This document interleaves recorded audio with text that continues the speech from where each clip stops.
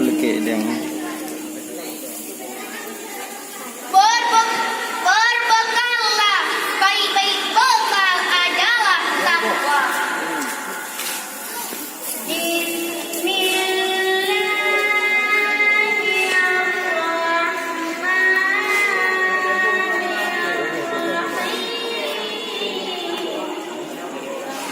Dengan menyebut nama-Mu ya Allah, yang Maha Pengasih lagi Maha Penyayang.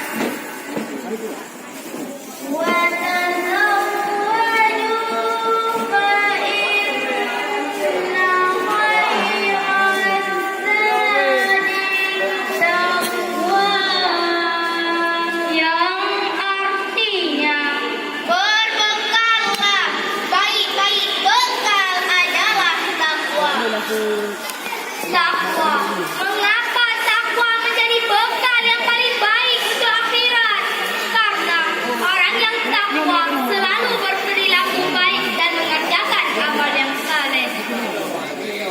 Jika salah seorang dari kita ditanya, pilih manakah antara bahagia dan sengsara, pasti mereka menjawab dan memilih bahagia.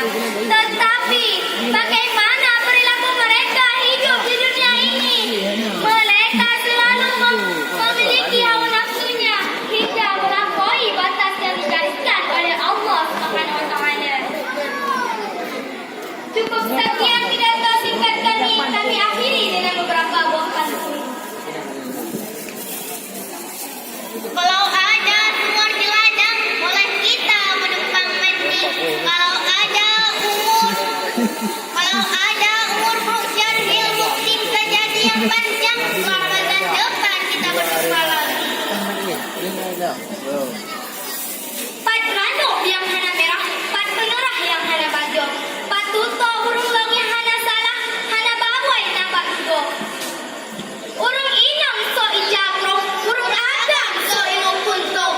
Munya hana jauh salam urung long melantai bejuk lontong. Assalamualaikum warahmatullahi wabarakatuh. Waalaikumsalam warahmatullahi